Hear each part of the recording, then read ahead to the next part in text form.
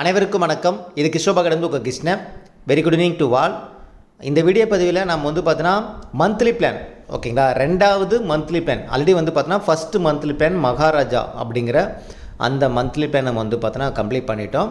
So அதுக்குண்டான live டெஸ்ட்லேருந்து full model டெஸ்ட்லேருந்து எல்லாமே பார்த்தோன்னா கொடுத்து கம்ப்ளீட் பண்ணியாச்சு. இப்போ ரெண்டாவது மந்த்லி டெஸ்ட், ஓகேவா. இந்த டெஸ்ட்டுக்கு பேர் நான் ஃபஸ்ட்டு டெஸ்ட் மகாராஜா அப்படின்னு ஒரு கோட் வேர்டு கொடுத்துருந்தோம். இதில் மகாராணி அப்படிங்கிற மாதிரி கோட் வேர்டு, ஏன்னா நமக்கு ஈஸியாக டிஃப்ரென்சியேஷன் தெரியணும் அப்படிங்கிறதுக்காக.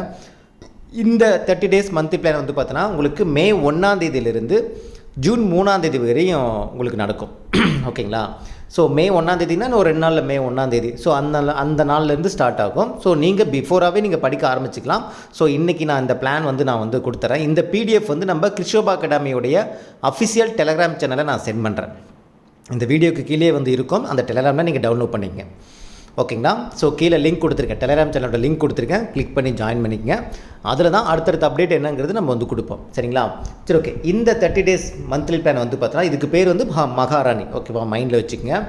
ஸோ இதில் நம்ம எது என்னென்ன யூனிட்டில் என்னென்னலாம் படிக்கணும் அப்படிங்கிறது ஓரலாக சொல்லிடுறேன். அதுக்கப்புறம் இந்த பிளான் நீங்கள் நோட்டில் எழுதி வச்சுங்க, சரிங்களா. ஓகே, ஃபஸ்ட்டு பாருங்கள், தமிழை பொறுத்த வரைக்கும் பார்த்தீங்கன்னா உங்களுக்கு யூனிட் 2 ஃபுல்லாகவே, ஓகேங்களா. புக் சோர்ஸு அவுட் சோர்ஸ் இது ரெண்டுமே என்னது யூனிட் 2. ஸோ தமிழில் யூனிட் 2 என்னங்கிறது உங்களுக்கு ஆல்ரெடி தெரியும். உங்களுக்கு வீடியோ பதிவும் நம்ம தனியாக செப்பரேட்டாக பார்த்தோன்னா யூனிட் 2 தமிழ் எப்படி படிக்கணும் அப்படிங்கிற ஒரு கிளாரிட்டியான ஒரு வீடியோ ராஜி சார் உங்களுக்கு கொடுப்பாங்க, சரிங்களா. ஓகே, ஏன்னா யூனிட் 1 என்னங்கிறது உங்களுக்கு டாபிக் சொல்லியிருப்பாங்க. யூனிட் 2ல் என்னென்ன டாபிக் எப்படிலாம் படிக்கணும் அப்படிங்கிற ஒரு கிளாரிஃபிகேஷன் வீடியோவும் சார் உங்களுக்கு கொடுப்பாங்க, சரிங்களா.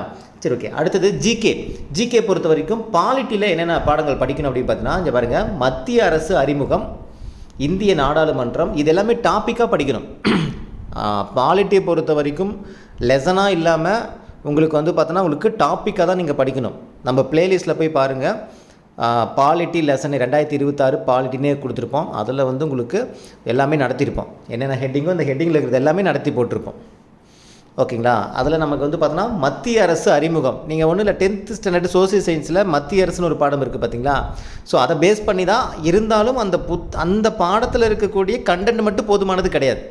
எக்ஸ்ட்ராவாக என்னங்கிறது நீங்கள் என்ன பண்ணணும், நீங்கள் ஏதாவது சோர்ஸ் புக்கு வச்சுருந்தீங்க, அவுட் சோர்ஸ் புக்கு வச்சுருந்தீங்க அப்படின்னா நீங்கள் எந்த புக்கு வேணால் ரெஃபர் பண்ணிக்கலாம், ஓகேங்களா. அதுக்கப்புறம் பாருங்கள், இந்திய நாடாளுமன்றம் பார்லிமெண்ட்டை பற்றி, மாநிலங்களவை, ராஜ்யசபா பற்றி. ராஜ்யசபாவில் நம்ம ஸ்கூல் புக்கில் கொடுத்துருப்பாங்க. ராஜ்யசபா பற்றி ஸ்கூல் புக்கில் 10th சோசியல் சயின்ஸ்லேயும் கொடுத்துருப்பாங்க. 12th ஸ்டாண்டர்ட்லேயுமே சட்டமன்றம் செகண்ட் பாடம் சட்டமன்றம் அதுலேயுமே கொடுத்துருப்பாங்க. அது இல்லாமல் எக்ஸ்ட்ராவாக ஏதாவது இருந்துச்சுனாலும் சேர்த்து படிக்கணும். நீங்கள் அந்த 2 பாடத்தை ரெஃபர் பண்ணிங்கன்னா போதும். மத்திய அரசு பாடமும் 10th ஸ்டாண்டர்டில் மத்திய அரசு பாடமும் 12th ஸ்டாண்டர்டில் சட்டமன்றம் அப்படின்னு 12th பொலிட்டிக்கல் சயின்ஸில் பார்த்தோன்னா 2வது லெசனாக சட்டமன்றம் இருக்கும். அந்த பாடத்தில் நீங்கள் என்ன பண்ணலாம், நீங்கள் நாடாளுமன்றம் சம்மந்தமாகவும் மாநிலங்களவை சம்மந்தமாகவும் மக்களவை சம்மந்தமாகவும் ரெஃபர் பண்ணிக்கலாம், புரியுதுங்களா. இவ்வளோ தான் படிக்கணும் அப்படிங்கிறதெல்லாம் கிடையாது. பாலிட்டியை பொறுத்த வரைக்கும் அது சார்ந்திருக்கக்கூடிய தகவல் எல்லாமே நம்ம படித்து தான் ஆகணும். அதுக்கப்புறம் பார்த்தோன்னா பிரதம அமைச்சர், அமைச்சர்கள் குழு, இந்திய குடியரசுத் தலைவர் பற்றிலாம் பார்த்தோன்னா எல்லா ஆர்டிக்கிளுமே படிக்கணும். குடியரசுத் தலைவர் சார்ந்து என்ன ஆர்டிக்கிலேருந்து எந்த ஆர்டிக்கிள் வரைக்கும் ஒவ்வொரு ஆர்டிக்கிள் என்ன சொல்லுது, குடியரசுத் தலைவருடைய கால வரிசை எல்லாமே படித்தாகணும். ஸோ புக் சோர்ஸ் மட்டும் நமக்கு போதுமானது கிடையாது. புக் சோர்ஸுங்கிறது ஒரு 50%. அவுட் சோர்ஸு இது ரிலேட்டடாக குடியரசுத் தலைவர் சம்மந்தமாக என்ன தகவலாக இருக்கோ அது எல்லாமே படிச்சுக்கணும், ஓகேங்களா. அதுக்கப்புறம் துணை குடியரசுத் தலைவர், சபாநாயகர் எப்படி படிக்கிறதுன்னு தெரியலனா அதை நம்ம வீடியோ கொடுத்துருக்கோம். பாலிட்டி பிளேலிஸ்ட்டே இருக்கும், 2026 பாலிட்டி பிளேலிஸ்ட்டு வினிதா மேடம் நடத்தியிருப்பாங்க. அதை பார்த்து ரெஃபர் பண்ணிங்க, சரிங்களா. ஃபஸ்ட்டு புக் சோர்ஸு நல்லா பார்த்துங்க, அவுட் சோர்ஸு என்ன எக்ஸ்ட்ரா தகவலை பார்த்து நோட் பண்ணிங்க. அடுத்து சபாநாயகர், அப்புறம் அரசியலமைப்பு சீர்திருத்த குழுக்கள், பொது கணக்கு குழு, நாடாளுமன்ற குழுக்கள், தேர்வுக்குழு, இது எல்லாமே அந்த சட்டமன்றம் பாடத்துலேயே இருக்கும். 12th ஸ்டாண்டர்டில் பார்த்தீங்கன்னா தெரியும். இந்த ஹெட்டிங்லாம் நீங்கள் அது மட்டும் படிச்சிங்கன்னா போதுமானது. பட் இந்த சபாநாயகர், துணை குடியரசுத் தலைவர், குடியரசுத் தலைவர், பிரதம அமைச்சர், மக்களவை, மாநிலங்களவைலாம் கொஞ்சம் டெப்த்தாக பார்த்துங்க, சரிங்களா. சரி, ஓகே.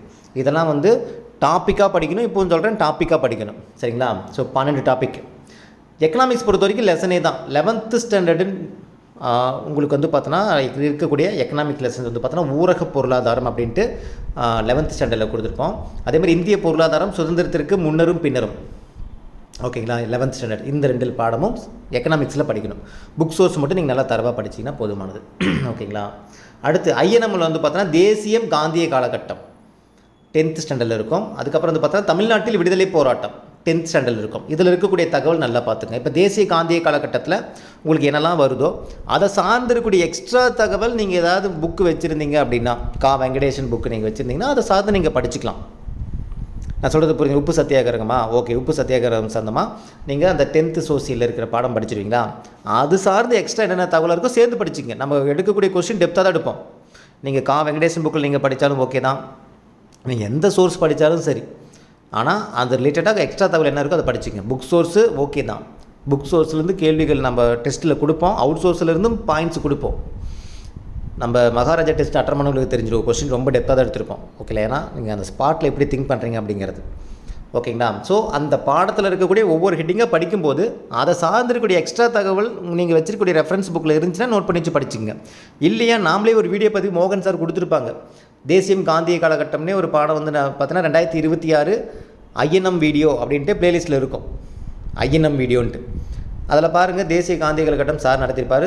ஒவ்வொரு ஹெட்டிங்குமே எக்ஸ்ட்ரா தகவலோடு சேர்த்து நடத்திருப்பார். அது டைம் பார்த்து நோட் பண்ணி வச்சுங்க. புக்கு தகவல் நல்லா பார்த்துங்க, எக்ஸ்ட்ரா தகவல் என்ன இருக்கோ அதை நோட் பண்ணி வச்சுங்க.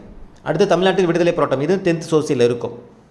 அப்போ தமிழ்நாட்டில் விடுதலை போராட்டத்தில் யார் யாரெல்லாம் பங்கேற்றாங்க அவங்கள சார்ந்திருக்கக்கூடிய எக்ஸ்ட்ரா தகவல் நம்ம நோட் பண்ணி வச்சுக்கணும். நான் சொல்கிறது புரியுதுங்களா? ஓகேங்களா? இதெல்லாம் நம்ம வந்து மோகன் சார் வீடியோவும் கொடுத்துருப்பாங்க. ஃபஸ்ட்டு புக்கில் இருக்கிற கண்டென்ட் நல்லா தரவாக தெளிவாக படிச்சுக்கங்க. அதை சார்ந்திருக்கக்கூடிய எக்ஸ்ட்ரா தகவல் நோட் பண்ணிங்க. சரிங்களா? அடுத்து ஹிஸ்ட்ரியை பொறுத்த வரைக்கும் நீங்கள் அவுட் சோர்ஸில் தேவையில்லை, புக் சோர்ஸ் மட்டும் நல்லா பார்த்தா போதும். முகலாய பேரரசு, டெல்லி சுல்தான்கள், இந்த 2 பாடம் மட்டும்தான். முகலாய பேரரசு 7th-லையும் 11th-லையும் கவர் ஆகும். அதே மாதிரி டெல்லி சுல்தான்கள் அதே மாதிரி 7th-லையும் 11th-லையும் கவர் ஆகும். லோ ஸ்டாண்டர்ட்லையும் இருக்கும், ஹையர் ஸ்டாண்டர்ட்லையும் இருக்கும். 11th ஸ்டாண்டர்டில் வந்து பார்த்தீங்கன்னா அரேபிய துருக்கியர் வருகைன்னு கொடுத்துருப்பாங்க. அதில் டெல்லி சுல்தான்கிறது பாதி பாடத்துக்கு மேலே வந்து ஸ்டார்ட் ஆகும். அதுலேருந்து நீங்கள் நல்லா தரவாக படிச்சிங்கன்னா போதுமானது.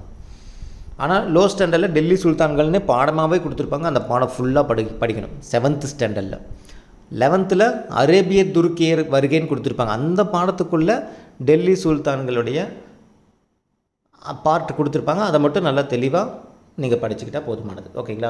ஓகே. அடுத்து யூனிட் 6 பொறுத்த வரைக்கும் தமிழ்நாட்டில் கலையும் கட்டிடக்கலையும் 7th கொடுத்துருப்பாங்க. அந்த பாடம் ஃபுல்லாக படிக்கணும். அடுத்து தொடக்க கால தமிழ் சமூகமும் பண்பாடும் 9th ஸ்டாண்டர்டில் இருக்கும். அதுவும் நீங்கள் தெளிவாக தரவாக படிக்கணும். இந்த ரெண்டுமே யூனிட் 6 ரிலேட்டடாக, இந்த தமிழ்நாடு ரிலேட்டடாகவும் தமிழ் சமூகம் சம்மந்தமாகவும் இருக்கும். இந்த 2 பாடம் தரவாக படிச்சிடணும். சரிங்களா? சரி, ஓகே. இந்த 2 பாடம் நடத்தி நம்ம வீடியோவும் கொடுத்துருப்பாங்க. சரிங்களா? நீங்கள் ஒன்றும் இல்லை, இந்த பாடத்தோட ஹெட்டிங் நீங்கள் டைப் பண்ணிவிட்டு கிருஷோபா அகாடமி அப்படின்னு நீங்கள் வந்து லாஸ்ட்டாக டைப் பண்ணி நீங்கள் சர்ச் பண்ணிங்கன்னா யூடியூப்பில் ஆட்டோமேட்டிக்காக வீடியோஸ் வரும். சரிங்களா? மேக்ஸை பொறுத்த வரைக்கும் 2 topic, compound interest, HCF LCM. ஓகேங்களா? அடுத்து ஏன்னா இதுக்கு முன்னாடி நம்ம டைம் அண்ட் ஒர்க்கும் சிம்பிள் இன்ட்ரெஸ்ட்டும் பார்த்தோம். இப்போ compound interest, HCF LCM 2 maths topic தான். டாப் 500 சம் சீரீஸ் அதில் வந்து பார்த்தோன்னா பார்ட் 11 to 12, சரி 11 to 20. ஓகேங்களா? ஃபஸ்ட்டு இதில் வந்து பார்ட் 1 to 10 பார்த்தோம். இப்போ 11 to 20 10 பார்ட். ஓகேங்களா? சரி, ஓகே. இதில் வந்து பார்த்தோன்னா 30 நாள், இப்போ மே 1ஆம் தேதியிலேருந்து ஸ்டார்ட் ஆகுதா? மே 1ஆம் தேதியிலேருந்து ஸ்டார்ட் ஆகும்போது உங்களுக்கு மே 31 வரைக்கும் இருக்குது. அப்போ 30 நாள் அப்படிங்கிற மாதிரி கணக்கு வச்சுட்டா கூட மே 31க்கு எக்ஸ்ட்ரா ஒரு நாள் இருக்குது. ஓகேங்களா? அது இல்லாமல் வந்து பார்த்தோன்னா உங்களுக்கு ஜூன் 3ஆம் தேதி தான் டெஸ்ட்டு. அப்போ ஜூன் 1ஆம் தேதி இருக்குது, 2ஆம் தேதி இருக்குது. ஒரு 3 நாள் உங்களுக்கு ரிவிஷன் இருக்குது. ஒன்ஸ் நீங்கள் 30 days கம்ப்ளீட் பண்ணதுக்கு அப்புறமும் கூட 3 days உங்களுக்கு ரிவிஷனுக்கும் டைம் இருக்குது. ஓகேங்களா? டெஸ்ட் டேட் எப்போ? June 3 Wednesday. ஓகேங்களா? OMR செட் நம்ம கொடுத்துருவோம். ஓகேங்களா? டெஸ்ட் கொஷின் PDF ஃபார்மேட்லேயும் கொடுத்துருவோம். போன டைம் வந்து பார்த்தா தமிழில் மட்டும் தான் எடுக்கிற மாதிரி ஆகிடுச்சு. நெக்ஸ்ட் டைம் நம்ம தமிழ் இங்கிலீஷ் 2 கலந்து எடுத்துக்கலாம். போன டைம் வந்து இந்த நேட்டிவ் இந்த இதுக்காக போயிட்டு ஓட்டு போகிறதுக்கு போனதுனால பைலாங்குவேஜில் யாராலையுமே எடுக்க முடியல. நம்ம டீம் எல்லாமே வந்து பார்த்தீங்கன்னா ஓட்டு போகிறதுக்கு போயிட்டதுனால, நேட்டிவ் போயிட்டதுனால யாராலையுமே வந்து பைலாங்குவேஜில் வந்து எடுக்க முடியாத ஒரு சூழ்நிலை. ஸோ இந்த டெஸ்ட் அப்படி இருக்காது, உங்களுக்கு பைலாங்குவேஜில் தான் இருக்கும். சரிங்களா? ஸோ அதேமாரி ரேங்க் லிஸ்ட்டும் கொடுத்துருவோம். இப்போ நம்ம இந்த மகாராஜா டெஸ்ட்டுக்கு நாளைக்கு நம்ம எல்லா டெஸ்ட்டும் எழுதியிருப்பீங்க. மார்க் என்ட்ரி லிங்க் நாளைக்கு நம்ம கொடுப்போம். யார் யார் எவ்வளோ மார்க் எடுத்துருக்கீங்களோ அந்த மார்க் என்ட்ரி பண்ணுங்கள். நெக்ஸ்ட் டே உங்களுக்கு நான் ரிப்போர்ட்டு கொடுத்துட்றேன். சரிங்களா? வேறு ஒன்றும் கிடையாது. இதான் வந்து மகாராணி டெஸ்ட்டுக்கு உண்டான போர்ஷன். இதோட PDF நான் வந்து டெலகிராமில் சென்ட் பண்ணுறேன். கீழே டிஸ்கிரிப்ஷனில் டெலகிராம் சேனலோட லிங்க் கொடுத்துருக்கேன்.